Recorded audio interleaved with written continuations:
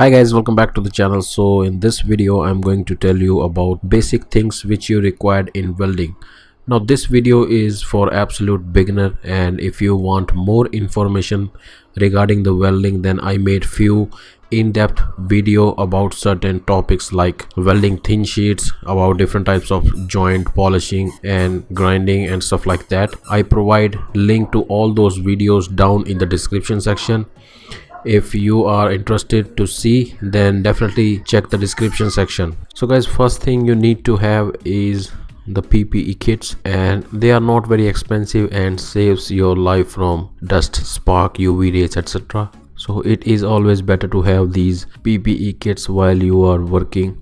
The first we have is the eye protection, and you can use either dark goggles or the transparent one. Both of them are good and have good visibility. Then there are dust mask and gas mask, which saves you from metal dust and also from welding fumes. The good thing about these masks is that they are affordable, and their spares like filter valve and straps are available, because after certain time of use they need to be replaced, so to protect the ear from loud noise which often come from the tools. Then we have the welding apron, which is going to protect your clothing from sparks and spatter, and since they are made up of thick leather, they didn't catch fire very easily. Although I highly recommend you to grab a welding jacket, because that is going to be a lot more protective for you, because jackets have sleeve and shoulder protection also. The next we have three different pair of hand gloves, and they are usually for different application. For stick welding you need a lot more heavy duty gloves, because during the welding the rod gets heated up very quickly and there are a lot more spatter produced during the welding, and these gloves will protect you from them. For general purpose application like grinding and handling the material, these general purpose gloves are a lot more helpful, because they are not too bulky like the one we see earlier which used for the stick welding. And I recommend you not to use them with a stick welder, because the spatter is going to damage the denim part of the glove, which is at the back side, and after a few more use the glove become useless. Then we have a pair of TIG welding gloves. These gloves are a lot more less bulky, and you can easily be able to feel the torch and also able to feed the material quite easily. In TIG welding the hand is a lot more closer to the heated surface. The stitching is done with a Kevlar and definitely going to last very long. If you are going to do a lot more overhead welding, then these welding sleeves are definitely essential for you. If you are already using a welding jackets, then they are definitely not required, but on welding apron this is a must to go if you are doing overhead welding. The last thing you required is the welding helmet. Now the one I am showing in the video is not that expensive, and this is the basic model, but if you are planning to buy one, then definitely go with auto darkening model of welding helmet, because in welding if visibility is better, then you are going to get a better result. So guys, the next thing we have is a pair of measuring tools. Now you can grab as many measuring tools you can, but the few laying on the table are more than enough for a beginner welder. The first I have is 1 meter steel ruler, and I mostly use it for my sheet metal work, because it is much easier to do the layout stuff with a straight ruler compared to a measuring tape. Then we have a 6-inch ruler which has a very fine marking also, and if I need to measure something very precisely, then I use this ruler. Then we have the combination square and the speed square, and both having different advantages. The combination square can be set to any desired length depending upon the scale, and can be used to do the marking repeatedly, while with the speed square you can mark any angle provided in it. And you can see the example in the video also, that how I mark the 15-degree angle with the help of speed square.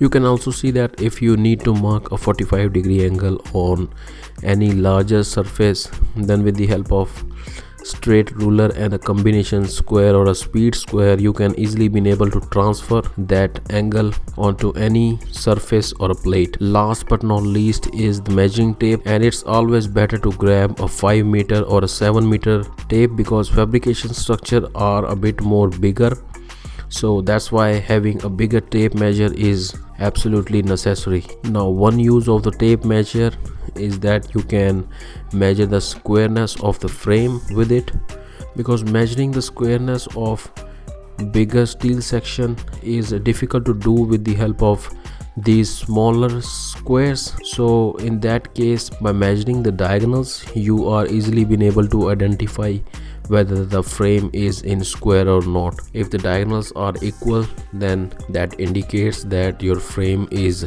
in square, and if they are not identical, then it means that your frame is out of square. So guys, the next thing we have is the marking tools, and after the measuring tools you need to make a mark onto the surface so that you can able to cut at a desired length, and for that you need marking tools. So here are different types of marking tools which I use in my work, and depending upon the material also. So if I need very precise marking, then I choose a carbide scriber.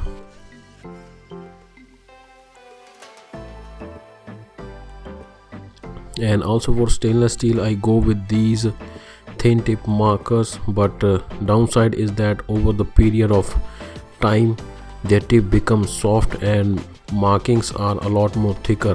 On mild steel, the thing I often use is the correction pen, and the reason for that is mild steel pipe have some oil, debris and rust onto them, and using a marker onto the surface often damaging the tip of the marker and it is no longer usable. So in that case the correction pen works absolutely fine. The marking provided by the correction pen is a little bit thicker line, but it's easy to get the idea about the exact distance.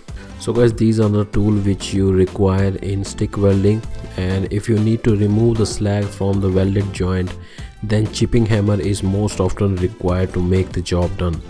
You also need to have a pair of wire brush also. The one I had is a lot more beaten up, and nowadays I switched to wire wheel, and to be honest that work much better in removing the slag from the weld joints. To keep the smaller job in position, you can also grab a pair of these welding magnets. These magnets have quite a lot more holding power in it, but to be honest they are not strong enough to prevent the heat deformation in the parts. These magnets come in various shapes and sizes, and those have basically different angles made onto it with which you can hold the material to either 90, 60, 45 or 30-degree angles. So now to hold the job to its place, there are a lot of different types of clamps you required, and they all may have different purpose and use. Some of them you can make quite easily and some are not that easy to make. The first we have these locking pliers, and they are a lot more helpful in sheet metal work. And to adjust the jaw, there is a screw at the back with which you can do this. Then we have a similar design construction of a welding clamps. The working operation is absolutely similar to the locking plier, and the only difference is the jaw opening. Then we have a pair of C clamps, and these clamps come up in different sizes up to 12 inches, and the one I'm using in the video is 4-inch capacity. Sometimes the job is a little thicker than like I am mimicking in the video. In those cases, these bar clamps are most effective to hold the job to its place. Now you can make these clamps very easily, and this is definitely going to be a good learning project for you. In my infinity cube table build, I need to bring out every clamp so that I am able to weld that table and kept all the sides perfectly square. So I definitely recommend you to have as many clamps as you can. In terms of power tools, there is nothing which an angle grinder can't do, and there are a bunch of different types of wheels and discs you need to use to make a perfect looking weld joint. Now these grinders come up in various sizes, but the most commonly used are 4 and 5 inches. And for the cutting application there are two different types of wheels available, thick and thin, and depending upon the thickness their material removal rate is different. For grinding the weld beads, these are the flap wheels you can use, and in mild steel you barely need to go beyond 120 grit because in the end the surface needs to be painted. The one thing about grinding is that if you use the flap wheels at a lower RPM, then grinding is going to be a lot more better and wheel life is going to be increased significantly. And for that you definitely don't need to buy any special grinder because you can convert your existing one into a variable speed just by using this speed regulator, and the result you can see in the video also.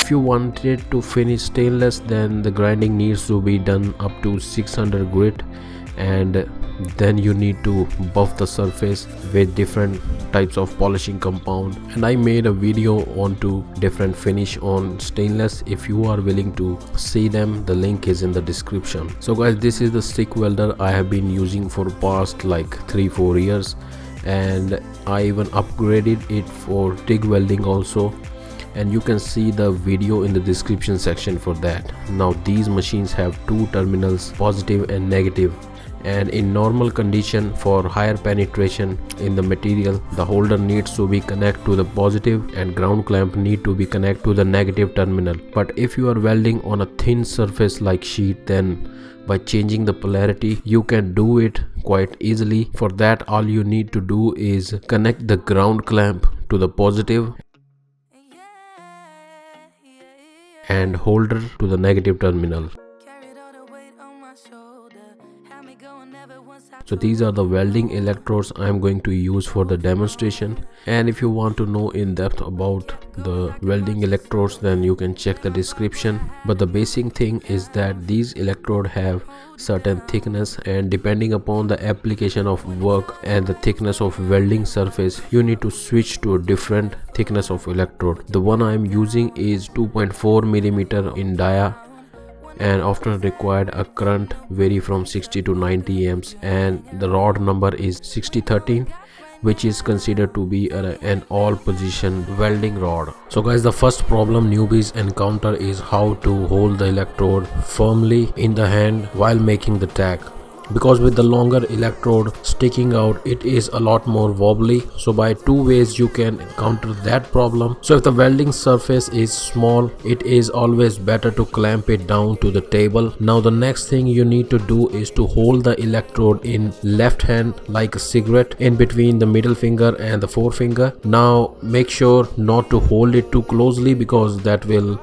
going to burn down the glove, and then gently rub it onto the metal surface and it is going to ignite the spark, and that's the advantage of wearing these heavy duty gloves. The second method is by cutting the electrode in half so that it become a little small, so that you are able to handle it properly, because smaller rods are not too wobbly, and because of that you are able to made very precise tacks. Now I recommend this only during the learning stage because it's not really that economic. After cutting down the other half of the electrode, you need to remove the flux from it so that it is able to conduct the electricity. So guys, if somehow during the welding the rod gets stuck to the surface, then quickly break that connection, because otherwise the rod is going to get red hot and it may burn your hand.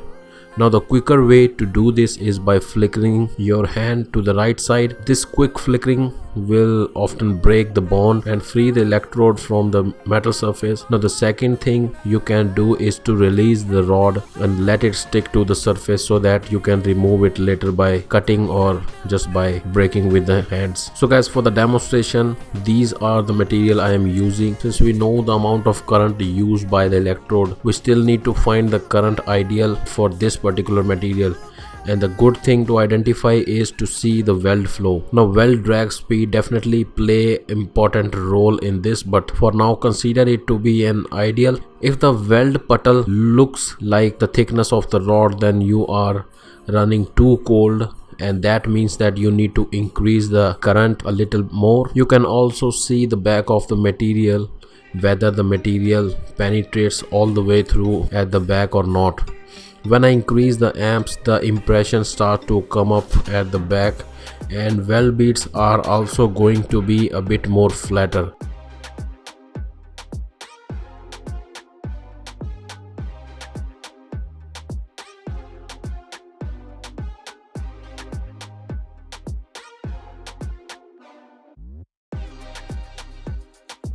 Now I am going to show you the demo onto this piece of pipe, and onto one side I am going to weld with 90 amps, and onto the other side I am going to use 100 amps, and the difference is definitely noticeable.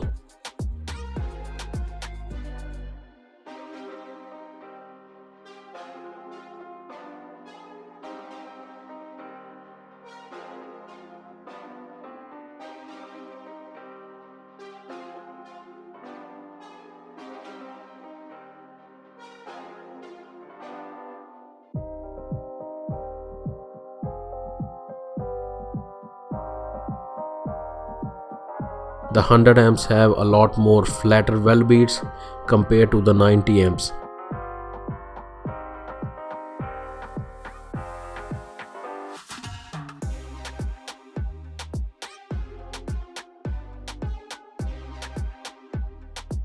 Even after grinding with the flap wheel, the 100 amp side is a little bit undercut onto few areas. Now onto a piece of 18 gauge sheet I am going to weld by changing the polarity. The ground is connected to the positive and electrode is connected to the negative terminal. The current is kept at 85 amps, and in the first half I weld in smaller section, and in the other half I do the stitch welding technique, and the results are in the front of you.